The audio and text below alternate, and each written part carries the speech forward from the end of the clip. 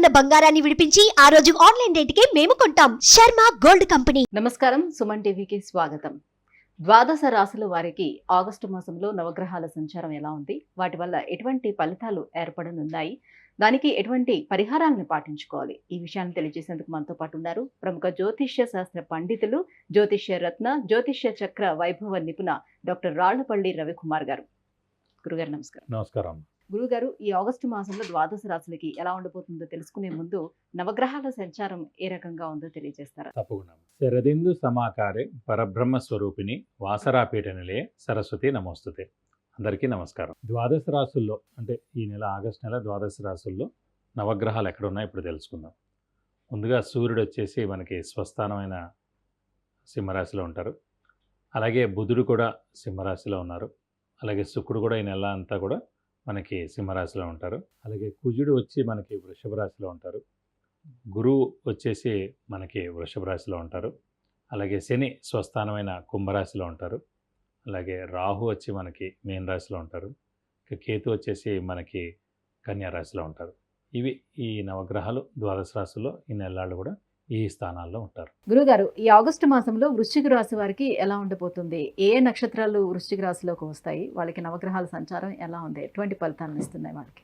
తప్పకుండా. వృశ్చిక రాశి అనగానే మనకి విశాఖ 4వ పాదం, అనురాధ 1, 2, 4 పాదాలు, జ్యేష్ఠ 1, 2, 3, 4 పాదాలు, ఈ నక్షత్రాల సమూహం మనకి వృశ్చిక రాశిలోకి వస్తుంది. వీరికి ప్రస్తుతం గురుబలం పరిపూర్ణంగా ఉందండి. అలాగే రాహుకేతుల బలం కూడా బాగానే ఉంది. ఇక శని మటుకు 4th హౌస్లో ఉన్నాడు కాబట్టి అర్ధాష్టమ శని నడుస్తుంది. కొంచెం వీళ్ళకి ఎఫెక్ట్ ఎక్కువగా ఉంటుంది. ఎందుకంటే ఇదివరకు కూడా మనం చెప్పుకున్నాం, మేషరాశి వృశ్చిక రాశి అధిపతి కుజుడికి శనికి అస్సలు పడదు. అలాగే సింహరాశి అధిపతి రవి, శని అస్సలు పడదు. సో 3 రాశులు, ఒకటి మేషరాశి, ఒకటి సింహరాశి, ఒకటి వృశ్చిక రాశి వారికి శని అస్సలు పడదన్నమాట. అంటే వారికి కనుక ఏలినాటి శని వచ్చినా, అర్ధాష్టమ శని వచ్చినా, అష్టమ శని వచ్చినా, మామూలు వాళ్ళకి 70% ప్రాబ్లం చేస్తుంటే కనుక వీళ్ళకి 100% ప్రాబ్లం ఎక్కువగా చేస్తాడు. 100% ప్రాబ్లం వీళ్ళు ఫేస్ చేయాల్సిందే. అంటే వాళ్ళకి పడని గ్రహాలు అయ్యాయి కాబట్టి శనికి అసలు పడింది కుజుడు, అలాగే శనికి అసలు పడింది రవి. కాబట్టి మేషం, వృశ్చికం, సింహరాశి వాళ్ళు బాగా ఎక్కువగా కష్టాలు అనుభవించాల్సి వస్తుంది ఈ ఏలినాటి శని, అర్ధాష్టమ శని, అష్టమ శని వచ్చినప్పుడు.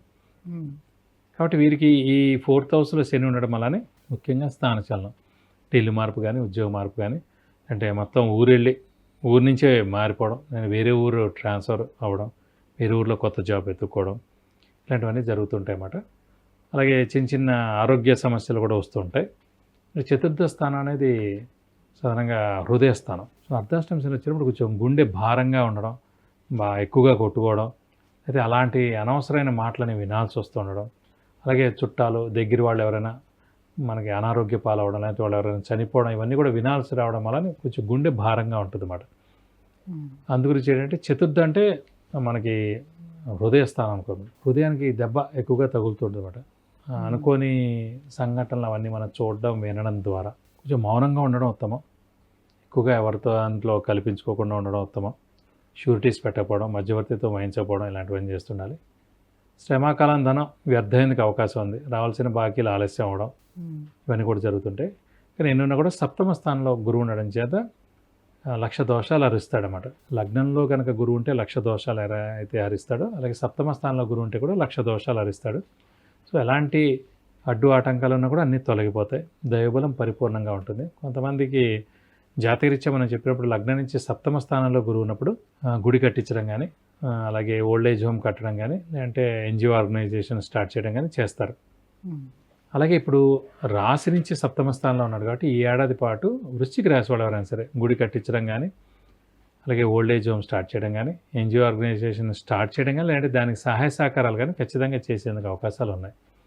అలాగే అవివాహితుల వివాహం, సంతానం లేని వారి సంతానం, నిరుద్యోగులు ఉద్యోగం రావడం, ఉద్యోగస్తులు ప్రమోషన్స్ రావడం, ఇవన్నీ కూడా జరుగుతాయి. అంటే కేవలం గురుబలం మాత్రం ఉంది వీళ్ళకి. గురుబలం పరిపూర్ణంగా ఉంది. రాహుకేతుల బలం కూడా బాగుంది. అర్ధాష్టమ శని ఎఫెక్ట్ ఉన్నా కూడా, శని స్వస్థానంలో ఉన్నా కూడా అర్ధాష్టమ శని నడుస్తుంది కాబట్టి, వృశ్చిక రాశి అధిపతి కుజుడు కాబట్టి, కుజుడికి శని పడదు కాబట్టి కొంచెం ఇంపాక్ట్ అయితే ఉంటుంది, ఎఫెక్ట్ అయితే ఉంటుంది. ఎప్పుడు వరకు ఉంది? నెక్స్ట్ ఏడాది ఏప్రిల్ దాకా. ఏప్రిల్ వరకు ఉంది. సో కొద్ది రోజులు. అంటే కుజ శనిలు కలయిక అనేది ఏప్రిల్ వరకు ఉంటుందా, లేకపోతే కుజ శనిల కలయిక కాదండి, కుజుడికి శనికి పడదు కాబట్టి, అంటే వృశ్చిక రాశి అధిపతి కుజుడు కాబట్టి, అర్ధాష్టమ శని నడుస్తుంది కాబట్టి, అందుకు రాశ్యాధిపతి కుజుడు అయ్యాడు కాబట్టి ఎక్కువగా ఇంపాక్ట్ ఉంటుంది అన్నాను. అదే ధనుసు రాశి వాళ్ళకి అర్ధాష్టమ శని నడిస్తే ఇంత ఉండదు, తులారాశి వాళ్ళకి నడుస్తుంటే ఉండదు, కన్యా రాశి వాళ్ళకి ఉండదు. వాళ్ళందరూ మిత్రులు అవుతారు. ఉన్నాడు కాబట్టి రాశ్యాధిపతులు ఈ శనికి మిత్రులు కాబట్టి ఏం కాదు. కానీ వృశ్చిక రాశి అధిపతి కుజుడు కాబట్టి శనికి కుజుడికి పడదు కాబట్టి ఇంపాక్ట్ ఎక్కువ ఉంటుంది. అందరికీ జ్వరం 2 రోజులు వచ్చి తగ్గిపోయింది అనుకోండి, వీళ్ళకి 1 వీక్ ఉంటుంది అలా అనమాట. సో ఇంపాక్ట్ ఎక్కువగా ఉంటుంది. అయితే వివాహం సంతానం కోసం ప్రయత్నాలు చేసుకునే వాళ్ళకి ఎలా? ఖచ్చితంగా వాళ్ళు ప్రయత్నం చేసుకోవచ్చండి. ఖచ్చితంగా ఇది సరైన సమయం. వివాహం అవుతుంది, అలాగే సంతానం లేని వాడు ఖచ్చితంగా సంతానం కలుగుతుంది. కాబట్టి శుభకార్యాలు అన్నిటికీ కూడా మంచి టైం అండి ఇది. అంటే కొత్తగా బిజినెస్లు ఏమైనా స్టార్ట్ చేద్దామని? వ్యాపారం కూడా స్టార్ట్ చేయొచ్చు. గురుబలం పరిపూర్ణంగా ఉంది కాబట్టి కొత్త వ్యాపారం స్టార్ట్ చేయొచ్చు, లేదంటే ఎక్స్పాన్షన్కి వెళ్ళచ్చు. సో వెళ్తే కనుక తప్పకుండా మీకు కలిసి వస్తుంది. గురుగారు, ఇప్పుడు గోచార రీత్యా మీరు ఏవైతే చెప్తున్నారో ఈ ఫలితాలు కొంతమంది చూసి ఈ ఫలితాలు మాకు అసలు సూట్ అవ్వట్లేదు, లేకపోతే మాకు అవి ఫలించట్లేదు, ఏమి కూడా మాకు సెట్ అవ్వట్లేదు అని చెప్తూ ఉంటుంటారు. సో ఎందుకు అలా జరుగుతూ ఉండొచ్చు? అంటే 2 రకాలండి. యాక్చువల్గా జాతకం అనేది వేరు, గోచారం అనేది వేరు. జాతకం అనేది ఆల్రెడీ ఫిక్స్డ్. మీరు ఎంత దాకా చదువుకోగలరు, ఎలాంటి ఉద్యోగం వస్తుంది, ఎంత మీరు సంపాదించగలరు, ఎలాంటి గృహం ఉంటుంది, ఎలాంటి వాహనం ఉంటుంది, ఎలాంటి అమ్మాయితో మీకు పెళ్ళి అవుతుంది, ఎంతమంది సంతానం ఉంటుంది, ఫారెన్ ఉందా లేదా, ఇవన్నీ ఫిక్స్డ్ ఆల్రెడీ జాతకం. దాన్ని ఎవడో ఏం మార్చలేడు. ఆ జాతకానికి ప్రస్తుతం మనం చెప్పేది గోచారం అంటారు. ఈ గోచారం పీరియడ్లో అవన్నీ ఈవెంట్స్ జరుగుతాయి. అప్పుడే వాడిది చదువు అయింది, ఉద్యోగం ఎప్పుడు వస్తుంది అంటే ఇప్పుడు గోచార సమయానికి కరెక్ట్ ఉద్యోగం వస్తుందా లేదా, అలాగే వివాహ సమయం ఇప్పుడా కాదా, ఉందా లేదా అనేది జాతకం చెప్తుంది. ఏ సంవత్సరం జరుగుతుందని చెప్పేది మటు గోచారం అన్నమాట. సో అక్కడ కనుక మనకి అస్సలు బాగాలేదనుకోండి జాతకం, ఇక్కడ ఎన్ని మంచి చెప్పుకుంటున్నా కూడా అవి ఆలస్యం అవ్వడానికి అవకాశాలు ఉన్నాయి. అదే అక్కడ జాతకం బాగుందనుకోండి, ఉన్నంతలో 60 to 70% బాగుందనుకోండి, సో ఖచ్చితంగా ఇక్కడ చెప్తున్నవి ఏవైతే ఉన్నాయో ఖచ్చితంగా జరుగుతాయి ఉన్నంతలో. ఇంకా అస్సలు జరగట్లే అంటే ఒకటే రూల్ అండి, మీరు హార్డ్ వర్క్ చేయట్లేదని. సింపుల్. ఇప్పుడు నేను ఇక్కడ కూర్చొని చెప్తున్నానంటే నా 28 ఏళ్ళు 30 ఏళ్ళ అనుభవంతో నేను చెప్తున్నాను. నేను హార్డ్ వర్క్ చేయకుండా ఈ పాయింట్ చెప్తున్నా అనుకోండి, మీకే తెలిసిపోతుంది. క్వశ్చన్ అడిగే యాంకర్ మీకే తెలిసిపోద్ది. మనల్ని చూసే ప్రజలు ఎవరైతే ఉన్నారో సబ్స్క్రైబర్స్, వాళ్ళే కింద కామెంట్స్ ఒక 100 కామెంట్స్ పెడతారు. సో మన అనుభవం, మన హార్డ్ వర్క్ తోటే మనం చెప్పగలుగుతాం ఏదైనా సరే. సో మన జాతకం ఆల్రెడీ బాగుంటే కనుక ఖచ్చితంగా ఇక్కడ ఉన్నవి జరుగుతాయి. మన జాతకం బాగాలేదనుకోండి ఆలస్యంగా జరుగుతాయి. అస్సలు బాగాలేదనుకోండి జరిగేందుకు అవకాశాలు కూడా తక్కువగా ఉంటాయి. ఇప్పుడు ఒక గవర్నమెంట్ జాబ్ వస్తుంది, జాతకం అస్సలకే బాగోకపోతే గోచార రీత్యా బాగున్నా కూడా మీడియం ఫలితాలు ఏం ఉండదు. జాతకం అస్సలు బాగాలేదు, గోచారం కూడా అస్సలు బాగాలేదు అనుకోండి, ఖచ్చితంగా ఇంపాక్ట్ ఉంటుంది. 100% ఇంకా దారుణంగా ఉంటుంది. అందుకే ఫస్ట్ మన జాతకం బాగుండాలి. జాతకం బాగున్నా లేకపోయినా కూడా హార్డ్ వర్క్ చేయాలి, ఇంకా బాగా చేస్తే గ్యారంటీగా వస్తుంది. ఇప్పుడు నేను ఈరోజు చెప్తున్నా అంటే 28 ఏళ్ళు కృషి చేసి మ్యాక్సిమం బుక్స్ చదివి చాలామందికి చెప్పి, అలాగే నేను రీసెర్చ్ వర్క్ చేసుకుని నేను చెప్తున్నాను కాబట్టి ముందుకు వెళ్ళగలుగుతున్నాను. ఫిక్స్డ్గా అదే ఎప్పటి నుంచో ఫస్ట్ నుంచి చదివింది అదే చదివిందే ఎప్పటికీ గుర్తుపెట్టుకుని అదే చెప్తున్నాను అనుకోండి, కాదు. సో ఇప్పుడు వర్తమానంలో ఏం నడుస్తుంది, ఇప్పుడు లేటెస్ట్గా ఏం నడుస్తుంది, ఇప్పుడు ఇది వర్తిస్తుందా లేదా.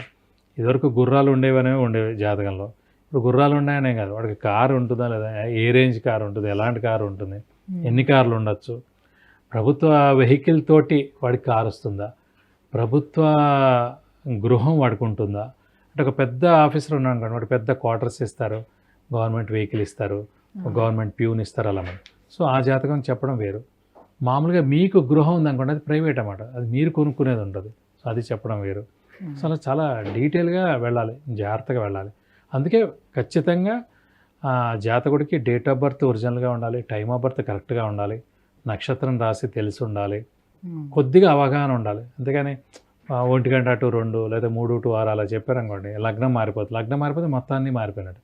లగ్నంతో చదువు, ఉద్యోగం, ఆరోగ్యం, ఆయుష్, సంతానం, గృహం, వాహనం అన్నీ లగ్నంతో చెప్పాలి. So 2 12 24 hours. ఏ 2 hours మీరు పుట్టారనేది చెప్పాలి. సో అందుకే మీరు కరెక్ట్ టైమ్ ఆఫ్ బర్త్ ఇస్తేనే మనం చెప్పగలం. ఇప్పుడు మనం చెప్పుకున్నది అంతా గోచారం, జస్ట్ రాసుల ప్రకారం ఈ ఏడాది. యాక్చువల్లీ ఈ ఏడాది మొత్తానికి ఎలా ఉంటుందని చెప్పుకుంటాం. అందులో మళ్ళీ 12 నెలలు మనం డివైడ్ చేసాం. ఇప్పుడు ఈ నెలలో ఎలా ఉంటుందని అంత పెద్ద ఇంపాక్ట్ ఏమి ఉండదు. సో ఇందులో కూడా మళ్ళీ ఫోర్ట్నైట్లీ 15 days చెప్తుంటారు, అందులో అస్సలు ఉండదు. వీక్లీ అంటారు, మళ్ళీ డైలీ అంటారు, అంత ఈజీ కాదు. గురుగారు, మరి ఈ వృశ్చిక రాశి వారు అర్ధాష్టమ శని నడుస్తుంది కాబట్టి ఎటువంటి పరిహారాలను చేసుకోవాలి? ప్రస్తుతం వీరికి ఇంకా ఒక ఏడాది పాటు ఉంది కాబట్టి అర్ధాష్టమ శని, ఖచ్చితంగా వీళ్ళు ప్రతి శనివారం ఉపవాసం ఉండడం మంచిది. అలాగే వీళ్ళైతే కనుక హనుమంతుడిని ఎక్కువగా పూజించడం, ప్రతిరోజు ఆంజనేయ స్వామి అష్టోత్తరం చదువుకోవడం, అలాగే శివుడు అష్టోత్తరం రోజు చదువుకోవడం, శివుడి గుడికి వెళ్ళి 41 ప్రదక్షిణాలు చేయడం సోమవారం, అలాగే మంగళవారం శనివారం ఆంజనేయ స్వామి టెంపుల్కి వెళ్ళి 41 ప్రదక్షిణాలు చేయడం, అలాగే వడమాల సమర్పించడం, సింధూర పూజ చేయించడం, తమలపాకుల పూజ చేయించడం. ఇది కాకుండా ఇంకా ఉధృతంగా ఉంటే మటు ఖచ్చితంగా శనికి 19,000 సార్లు జపం చేయించి 200 గ్రాముల నువ్వులు దానం ఇస్తే కనుక దోషం మొత్తం తొలగిపోతుంది. విద్య, ఉద్యోగం, వ్యాపారం, వాహనం, వివాహం, సంతానం, ఆరోగ్యం, ఐశ్వర్యం వీటన్నిటికి సంబంధించి విషయాన్ని తెలుసుకోవాలనుకుంటే కింద స్క్రోల్ అవుతున్నటువంటి నెంబర్కి వాట్సాప్ చేసి గురువుగారి అపాయింట్మెంట్ను పొందవచ్చు. గురుగారు, వృశ్చిక రాశి వారికి ఆగస్టు మాసం అంతా ఎలా ఉండబోతుందనే విషయం తెలియజేసినందుకు ధన్యవాదాలండి. నమస్కారం. సుమన్ టీవీలో మీ పర్సనల్ అండ్ బిజినెస్ ప్రమోషన్స్ కోసం కింది నెంబర్కి కాంటాక్ట్ చేయండి.